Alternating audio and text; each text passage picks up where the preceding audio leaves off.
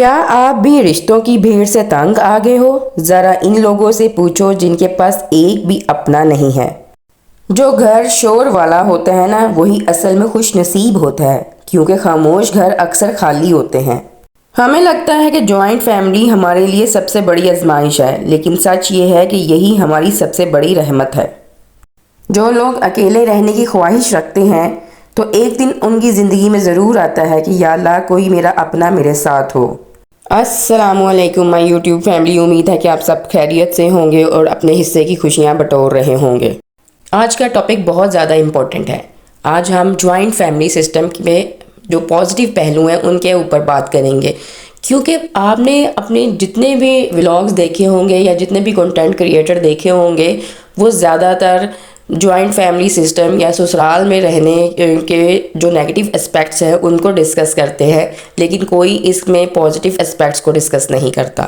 तो मैं आपके लिए यहाँ पर ससुराल से रिलेटेड और जॉइंट फैमिली से रिलेटेड पॉजिटिव एस्पेक्ट्स लेके आई हूँ। आज के दौर में हर दूसरा इंसान कहता है कि हम अलग रहें। अगर हम अलग रहेंगे तो हम ज़्यादा खुश रहेंगे, लेकिन क्या वाकई ऐसा होता है, या फिर हम सब्र, बर्दाश्त और मोहब्बत जैसे खूबसूरत जज्बात से भाग रहे होते हैं? चलते हैं पॉइंट नंबर 1 की तरफ। पॉइंट नंबर 1 है कि आप ससुराल में कभी अकेले नहीं होते। Anti depression system. आज डिप्रेशन की सबसे बड़ी वजह लोनलीनेस है, यानी जो लोग अकेले रहना पसंद करते हैं वो ज़्यादा डिप्रेशन का शिकार होते हैं। उनके अंदर एंग्जाइटी लेवल ज़्यादा होता है, क्योंकि वो हर वक्त अकेले होते हैं और सिर्फ़ अपने मोबाइल का इस्तेमाल कर रहे होते हैं और उनके पास कोई भी बंदा बातचीत करने के लिए नहीं होता। मैंने बहुत सारे ऐसे लोगों को ऑब्ज़र्व किया है कि जो जॉइंट फैमिली सिस्टम में नहीं रहते, हस्बैंड वाइफ्स और 2 बच्चे। अगर कोई बच्चा यूनिवर्सिटी गोइंग हो जाता है, एक बच्चा हॉस्टल चला जाता है और दूसरा बच्चा जो है घर में अकेला होता है और माँ बाप दोनों जॉब पे जाते हैं, तो जो अकेला बच्चा है वो वहाँ पे लोनलीनेस का शिकार हो जाता है, क्योंकि वो अकेला सारा दिन रहता है। सारा दिन माँ बाप जो है जॉब पे गए होते हैं और सेकंड टाइम बच्चा खुद एकेडमी में चला जाता है, तो जो बच्चा है वो अपने माँ बाप से मिल नहीं पाता और वो इस तरह एंग्जाइटी का शिकार हो जाता है। इसी तरह अगर कोई लेडी जो जॉब भी नहीं करती और वो सारा दिन अकेले घर में रहती है, तो उसके अंदर भी डिप्रेशन आ जाता है। लेकिन इसकी बरअक्स अगर आप जॉइंट फैमिली में रहते हैं, 2-4 लोग आपके इर्द गिर्द हैं, आप उनसे बातें करते हैं, हंसी मजाक करते हैं, तो आपका जो डिप्रेशन लेवल है वो कम रहेगा। न्यूक्लियर फैमिली में अगर आप अपसेट भी हों तो कोई आपको पूछने वाला नहीं होता, लेकिन जॉइंट फैमिली में हर कोई आपसे पूछता है। जब आप अपसेट होते हैं, कोई आपको हंसा रहा होता है, कोई आपको रुला रहा होता है, तो जो घर शोर वाला होता है वही दिल की खामोशी से बचाता है। Next point, emotional strength training. Joint family आपको इमोशनली स्ट्रॉन्ग करती है। आपके अंदर के जो जज्बात हैं उनको वो स्ट्रॉन्ग इस तरह करती है कि अगर कोई शादी करके एक बच्ची आती है और वो जॉइंट फैमिली में आके रहने लगती है, तो वो छोटी छोटी बातों पर वो रोने लगेगी, कंप्लेन करने लगेगी, उसको कोई ना कोई बात ज़रूर बुरी लगेगी। लेकिन जब 6 महीने गुजरेंगे, वही लड़की हर सिचुएशन को हैंडल करना सीख जाती है। तो इंसान जो है अंदर से कमज़ोर होता है, लेकिन उसको हालात जो है वो मजबूत बना देते हैं और आहिस्ता आहिस्ता आप उन सारी सिचुएशंस को हैंडल कर सकते हैं जिसके लिए आप छोटी छोटी बात पे रोते थे या परेशान हो जाते थे। और कुछ ऐसी सिचुएशंस होती हैं जिसमें आप खामोश रहें तो ज़्यादा बेहतर है। तो वो आपको आहिस्ता आहिस्ता जॉइंट फैमिली में रहने के बाद ही पता चलता है कि मुझे यहाँ पे बोलना चाहिए या नहीं बोलना चाहिए, या मुझे ये बात फील करनी चाहिए या इसको इग्नोर कर देना चाहिए। नेक्स्ट पॉइंट, मुश्किल वक्त में बैकअप सिस्टम। ज़िंदगी एक अनप्रिडिक्टेबल चीज़ है। इंसान को बीमारी आ सकती है, नुकसान हो सकता है, मुश्किल वक्त आ सकता है, ये सब किसी के साथ भी हो सकता है। असल फ़र्क वहाँ आता है जहाँ आप बिल्कुल अकेले होते हैं और आपके साथ देने वाला कोई नहीं होता। मिसाल के तौर पर अगर आप बीमार हो गई हैं और आपके पास कोई भी आपकी हेल्प के लिए मौजूद नहीं है, कि आप बिस्तर पे खुद लेटे हुए हैं लेकिन आप काम नहीं कर सकते, तो अकेले रहने वाले लोगों के साथ ये ज़्यादा मसाइल होते हैं कि उनके घर के काम बहुत ज़्यादा पेंडिंग हो जाते हैं। लेकिन अगर आप जॉइंट फैमिली में रहते हैं तो आप बीमार भी हैं तो आपका घर का निज़ाम चलता रहता है, क्योंकि आपकी सास या आपकी नंद कोई ना कोई काम कर देती हैं और आपको भी बल्कि दुआ वगैरह पेश कर देती हैं। इसके अलावा हमारे बच्चों को कोई संभाल लेता है, कोई तसल्ली दे देता है, ब्रेन को सिग्नल मिलता है कि मैं अकेला नहीं हूँ। जो बोझ इंसान को तोड़ देता है वही बोझ खानदान में हल्का हो जाता है। जॉइंट फैमिली में आप रहने से एक और चीज़ भी सीखते हैं, इमोशनल इंटेलिजेंस।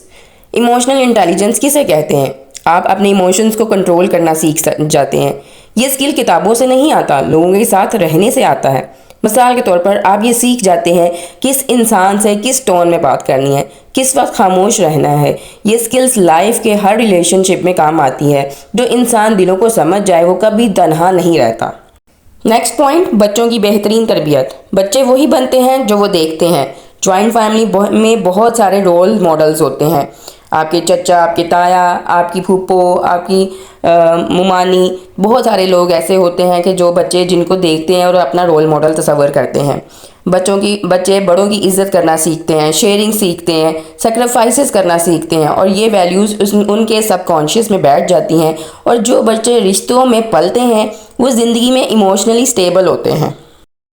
उन्हें कभी सोशल एंजाइटी नहीं होती क्योंकि वो बहुत सारे लोगों में रहना सीख चुके होते हैं। जब वो किसी ऐसी स्टेज पे जाते हैं जहाँ पे उनको बहुत सारे लोगों के सामने बात करने का मौका मिले तो वो बिल्कुल वहाँ पे घबराते नहीं हैं, फुली कॉन्फिडेंट होते हैं।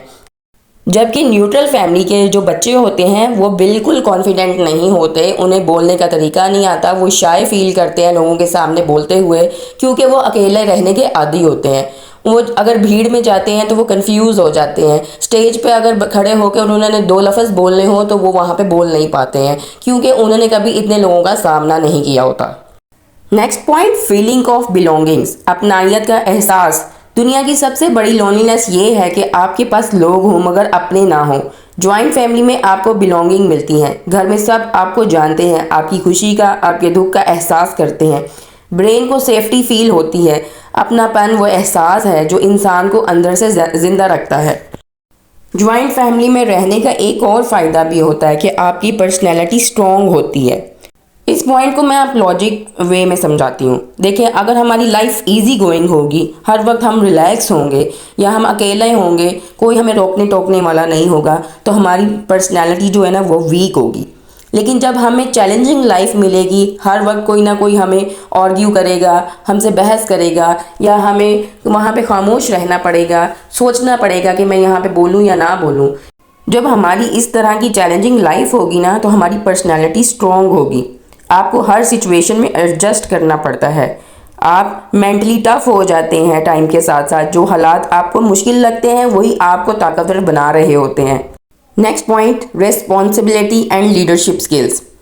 जब आप जॉइंट फैमिली में रहते हैं तो आप ज़्यादा रिस्पॉन्सिबल हो जाते हैं और जब आप रिस्पॉन्सिबल होते हैं तो आप में लीडरशिप स्किल्स भी पैदा होते हैं। जब आप घर के काम करेंगे, दूसरे लोगों का ख्याल रखेंगे, आप प्लानिंग और मैनेजमेंट सीखते हैं। जब आप कोई जिम्मेदारी उठाएंगे तो वो आपको आगे ज़िंदगी में बढ़ने में मदद देता है।